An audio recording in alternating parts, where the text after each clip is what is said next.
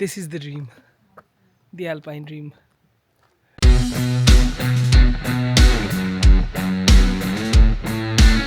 Good morning from Gosau. সকালবেলা bus ধরে আমি যে এখানে হোটেলটা আছি যেখানে নেমেছি তার ওই বাস স্টপটা থেকেই 541 নম্বর বাস ধরে 541 ধরে চলে এসেছি গোজাউ লেক। এটা হচ্ছে গোজাউ লেকের বাস স্টপ। এখানে সি বলতে অস্ট্রিয়ায় লেক বোঝায় SEE, তো যে কোনো কিছুরই পরে SEE দেখবে, দ্যাট মিনস ওটা একটা লেক। তো এই দিকে হচ্ছে এই পুরো রেঞ্জটা, মাউন্টেন রেঞ্জটা হচ্ছে ডাকস্টাইন মাউন্টেন বা ডাকস্টাইন গ্লেশিয়ারও বলে। এখানে এই কেবল কারটা করে উপরে উঠা যায়, এটা এখানকার একটা অ্যাক্টিভিটি। আমার পিছনে উঠছে, এটা একটা অ্যাক্টিভিটি, কিন্তু এখানে মেন যে কারণে আসে সেটা হচ্ছে গোজাউ লেক। এখন যাব গোজাউ লেকের দিকে, আর গোজাউ লেকটা কেমন দেখাচ্ছি। বাট আমার ব্যাকগ্রাউন্ড এই দিকটা এরকম, ওইদিকে সূর্য আছে বলে অতটা ভালো হয়তো বোঝাতে পারবো না, but still I am trying two.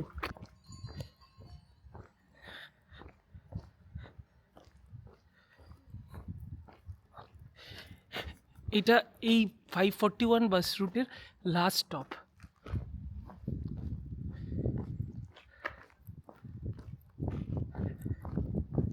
আর এখান থেকে শুরু হচ্ছে গোজাউ লেক। পিছনে পুরো ডাকস্টাইন মাউন্টেনের রেঞ্জ। এখন যেহেতু রোদ পিছন দিকে, তাই জন্য জলের কালারেরটা এক্স্যাক্টলি অতটা ভালো হয়তো বোঝা যাবে না। বাট এখান থেকে শুরু হচ্ছে লেক। এই একটা ট্রেল আছে, এই লেকের এখান থেকে একটা ট্রেল শুরু হয়। এই ট্রেলটা দিয়ে আমরা হাঁটবো পুরো লেকটা জুড়ে, গোজাউ লেক। আর লুক অ্যাট দিস, এই বাড়িগুলোয় থাকার অপশান রয়েছে, এগুলো সবই গেস্ট হাউস। তো এইখানে থেকে এখানকার ভিউ নিতে চাইলে এইখানে কিন্তু রুম বুক করা যায়। এয়ারবিএনবিতেও অ্যাভেলেবেল, booking.com অ্যাভেলেবেল। এখন ইনস্টাগ্রামে একটা রিল খুব ভাইরাল, মিউজিকটা হচ্ছে am I dreaming, no I am living in my dream, this is the dream, the alpine dream. Dachstein mountain, এদিকে এরকম গ্রিন লাশ ভ্যালি, ব্লু ওয়াটার। সকালবেলা সূর্যটা পড়েছে, এখানে সানসেট যখন এই দিকে হবে তখন জলের কালারটা পাল্টে নীল হয়ে যাবে। এখন কালচে গ্রিন দেখা যাচ্ছে হালকা, এটা নীল হয়ে যাবে, ওই সময় এলে আরও ভালো লাগবে। কিন্তু এত কিছুর মাঝে আমি যেটা ভুলে গেছি বলতে, সেটা হচ্ছে এই চত্বরে যেমন আমরা এখান থেকে আবার হ্যালস্টেড যাবো একবার, তারপর ওখান থেকে আবার এখানে আসতে পারি, নট শিওর ইয়েট। তো এতবার ট্রাভেল করতে গেলে প্রত্যেকবার না 6 ইউরো পার হেড হচ্ছে ভাড়া। 6 ইউরো একটা, 5 ইউরো একটা, মানে 580, 680, 625 এরকম ভাড়া। তো এইগুলো 3-4 বার করতে গিয়ে যখন হোটেলে ফিরবো তখন আবার একবার ভাড়া। মোটামুটি সারাদিনে যদি এগুলো সব করি, বা যদি অ্যাটলিস্ট একবারও করি রাউন্ড ট্রিপ, তাহলেও 12 ইউরো লাগে। এবং আমার যা প্ল্যান, মোটামুটি আমি 2বার যদি করতে পারি ঠাকুরের আশীর্বাদে, কারণ মেঘ এরকম আছে বলে, এবং এক একটা জায়গায় কি এত সময় লাগছে, তো সেক্ষেত্রে আরও বেশি 22 ইউরোর কাছাকাছি বা 23 ইউরো। এখানে একটা ডে টিকিট পাওয়া যায়, ডে টিকিটটার দাম নেবে 11 ইউরো পার পারসন, যেটায় এখানকার ওই লোকাল ট্রেনটাও অ্যাভেলেবেল। মানে ওবেট্রান থেকে কেউ গোজাউ স্টিগ যদি ট্রেনে আসতে চায় সেটাও তার মধ্যে অ্যাভেলেবেল। আরও আশেপাশে জায়গায় কোথাও যেতে চাইলে সেটাও যাওয়া যেতে পারে। মোট কথা 11 ইউরোতে পুরো অল ডে টিকিট। তো আমি ওটাই আজকে কেটেছি, যেটা কস্ট এফেক্টিভ। এবার এই ট্রেলটা দিয়ে একটু হাঁটি, আর হাঁটতে হাঁটতে ওই দিক দিয়ে ভিউটা কেমন লাগে সেটা দেখাই। এই দিকে কম্পারেটিভলি কিন্তু ইন্সব্রুকের থেকে গাছের পাতা অনেকটা বেশি হলুদ হয়েছে। একটা কারণ হতে পারে এরিয়া চেঞ্জ হয়েছে বলে, আদারওয়াইজ হয়তো আরও 2-3 দিন আমরা ফলের দিকে ঢুকছি, তাই জন্য পাতা হলুদ হচ্ছে আরও। এরকম চলতে থাকলে ট্রিপটা শেষের দিকে হয়তো পুরো অস্ট্রিয়া এরকম হলুদ দেখতে পাবো, যেটা একটা বিরাট বড় কারণ এই সময় এই ট্রিপটা করার, টু সি দ্য ফল, মানে অ্যালপাইন ফল। এখানে এরকম লেককে পাশে রেখে এগিয়ে চলেছি ফরেস্টের ভিতরের রাস্তা দিয়ে। মাঝে একটা রাস্তা দুভাগে ভাগ হলো, একটা উপরে এই জঙ্গলের মধ্যে যাওয়ার রাস্তা আছে, দুটো ট্রেল আর কি, জঙ্গল দিয়ে একটা, আরেকটা এই লেকের ধার বরাবর। তো আপাতত এই লেকের বিউটিটা এত সুন্দর লাগছে, লেকটাকে ছাড়তে ইচ্ছা করছে না বলে লেক বরাবর চলছি। আর আমার পাশ দিয়ে বয়ে চলেছে এখানে এরকম প্রচুর ছোট জলের ট্রেল বা ঝর্ণা, ছোট ঝর্ণা প্রচুর রয়েছে, সেই ঝর্ণাগুলোর আওয়াজ শোনাই। এই সাউন্ড শুনতে শুনতে এরম একটা অ্যাম্বিয়েন্স দিয়ে হেঁটে যাওয়ার জন্য গোজাও আসতেই হবে। গোজাও সম্পর্কে ইউটিউবে কিন্তু খুব কম বাংলা বা হিন্দি কন্টেন্ট অ্যাভেলেবেল আছে। আমি প্রচুর খুঁজেছিলাম, খুব কম পেয়েছি, তার উপর বেস করেই আমার এই ট্রেলের পুরো প্ল্যানটা করা। কিন্তু এসে আমি মেসমারাইজড। আমার এই ভিডিওটা দেখে তোমাদের যদি একটু ইন্টারেস্ট জাগে, আমি বলবো সেটাকে 10 দিয়ে মাল্টিপ্লাই করে এখানে এসো, কারণ ভিডিওতে দেখে যা দেখতে লাগবে তার থেকে জায়গাটা অনেক বেশি ভালো, প্যারাডাইস। পুরো ট্রেলটা শেষ হয়ে যাওয়ার পর এখানে বসে কিছু খাবার দাবার খাওয়ার অপশন রয়েছে। এখান থেকে নেওয়ার রয়েছে, হাবিয়ে গেছি হাঁটতে হাঁটতে, এখান থেকে নেওয়ার রয়েছে এখানকার কিছু মেমেন্টো যদি লাগে। পিকচার পারফেক্ট এদের মার্কেট প্লেসটাও, মানে গোজাউয়ের এই মার্কেট প্লেস। আমরা যেহেতু আমি এত সকালে এসেছি, এখানে এখনও সব কিছু খোলিনি, বাট এখানে রয়েছে একটাই দোকান আর একটা পিকচার পারফেক্ট প্লাজা, সাথে রেস্টুরেন্ট। ওয়াও! আবার যেখানে বাস থেকে নেমেছিলাম এই 541, এটা লাস্ট স্টপেজ। এখান থেকে এটাই 542 হয়ে যাবে, হয়ে এটা যাবে হচ্ছে আবার ব্যাডিশেলের দিকে। মাঝে হ্যালস্ট্যাট গোজাউমুলে একটা মানে স্টপেজ আছে, ওখানে আমরা এটা থেকে নামবো, নেমে চেঞ্জ করে 543-তে করে যাব হ্যালস্ট্যাট। এটার জন্য ওয়েট করছি। এখন বাজে 10:19, এটা ছাড়বে 10:24-এ। যদি ইচ্ছা হয় এই কেবল কার রাইডটাও করতে পারো, এখান থেকে টিকিট পাবে, উপরে গেলে এই টপ ভিউ গোজাউ লেকের দেখা যাবে, আর ওখানে একটা রেস্টুরেন্ট আছে যেখানে বসে খাওয়া যায়। গোটা প্যাকেজটা এটা গুগল ট্রান্সলেটারে আমি ট্রান্সলেট করে দেখে নিয়েছি। এটা হচ্ছে আপেল, মানে যাবে আর নিয়ে আসবে, আর সাথে একটা কফি, সেটা 31 ইউরো। আর লাঞ্চ ওখানে গিয়ে খাওয়াবে বা খাবার দাবার খাওয়াবে, একটা 37।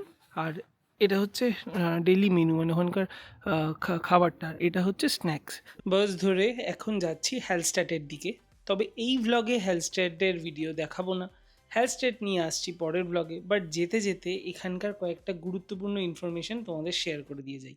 বিকেলবেলা সানসেট দেখবো বলে আরেকবার এলাম গোজাউ লেকে বা গোজাউজিতে। খুব ভালো লেগেছে আমার জায়গাটা।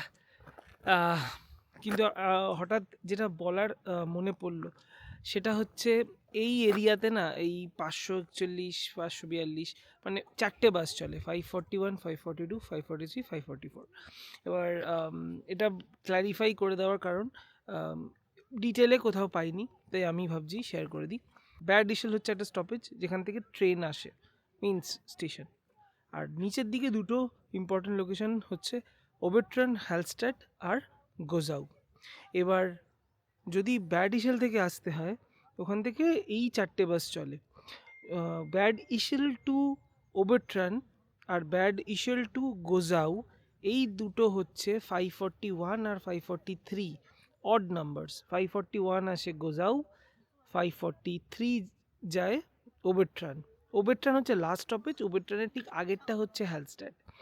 সিমিলারটাই যখন উল্টে যাবে, মানে টুয়ার্ডস যখন ব্যাডিশেল হয়ে যাবে, তখনই ওটা হয়ে যাবে 541টা 542, 543টা 544।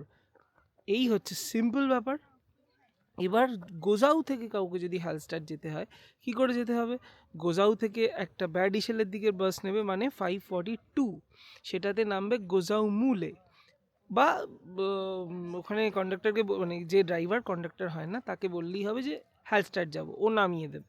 ওখানে নামার মোটামুটি 10 মিনিট। আর এরমভাবে কানেক্টেড এই 541, 2 আর 543, 4 মোটামুটি 10 মিনিটের ডিস্টেন্সে থাকে। তো ওই বাসটা ওখানে নেমে 10 মিনিটের মধ্যে 543 ধরতে হবে, কারণ ওভারট্রান যাচ্ছি, নামিয়ে দেবে হ্যালস্ট্যাট। যদি হ্যালস্ট্যাট থেকে গোজাউ আসতে হয়, 544 ধরে গোজাউ মুলে, ওখান থেকে 541 ধরে গোজাউ জি। এই সিম্পল ব্যাপার, এটা বুঝিয়ে দিলাম। সকালে বলেছি অলরেডি একবার যে যদি 2-3 বার এদিক ওদিক করতে হয়, বা অ্যাটলিস্ট একবারের রাউন্ড ট্রিপেও যা খরচ, ডে ট্রিপ সেম কস্ট, তাই ওই 11.5 ইউরো দিয়ে ওটা কেটে নেওয়াটা বেনিফিশিয়ারি। বাকি তোমাদের যেটা মনে হয়। ও, আরেকটা জিনিস বলা হয়নি, এই বাসগুলো কিন্তু 1 ঘন্টা পর পর চলে। মানে 541 একটা যাওয়ার 1 ঘন্টা পর আরেকটা 541 আসবে। সেম জিনিসটা 543, 544-এও 1 ঘন্টা পর প্রত্যেকটা বাস।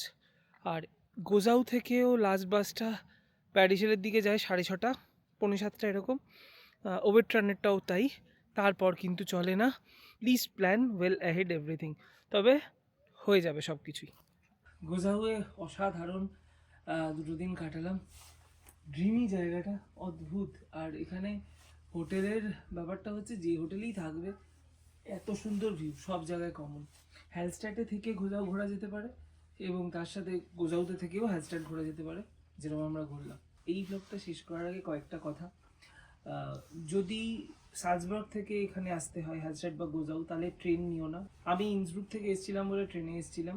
সালজবার্গ থেকে বাসে আসাটা অনেক ফাস্ট এবং কনভিনিয়েন্ট, যা মনে হলো। 2 নম্বর হচ্ছে এখানে এই রিজেনটায়, এই গোজাউ হ্যালস্ট্যাট এই রিজেনে, বা মনে হয় সালজবার্গেও, গুগল ম্যাপ কিন্তু অত আম, একদম এক্স্যাক্ট বাসের টাইমিং দেখাবে না। সেক্ষেত্রে এই একটা অ্যাপ আছে মুভিট বলে, এই মুভিট বলে যে অ্যাপটা আছে, এই অ্যাপটা তোমরা নামিয়ে নেবে। এই অ্যাপে কোন লোকেশন থেকে কোথায় যাচ্ছি যেভাবে গুগল ম্যাপে দিই এক্স্যাক্ট ওরমভাবে দিলে পুরো কোন বাসটা কোন টাইমে কোথায় আসবে সব দেখিয়ে দেয়। তো এই অ্যাপটা এই চত্বরে চলার জন্য খুব ইম্পর্টেন্ট। আর বাসে যখন উঠবে প্রথমবার, তখন ওরা ওদের বাসে টাইম টেবিলটা, লেটেস্ট টাইম টেবিলটা রাখা থাকে, ওটা ওদের থেকে নিয়ে নেবে, তাহলে পুরো এই ট্রিপটা খুব ইজি হয়ে যাবে। আর বাকি মোটামুটি যা আমি এখানে এক্সপিরিয়েন্স করেছি, যা যা ডিটেল আমি অলরেডি ব্লগে দিয়ে দিয়েছি, তাও কিছু জানার থাকলে আমাকে ডিএম করো ফেসবুকে, ইনস্টাগ্রামে। কারণ অনেক জিনিস হয়তো আমি চলার পথে এই বিউটি দেখতে দেখতে ভুলে গিয়ে থাকতে পারি। অবশ্যই সেটা আমাকে ডিএম করো, আমি রিপ্লাই দেওয়ার চেষ্টা করবো।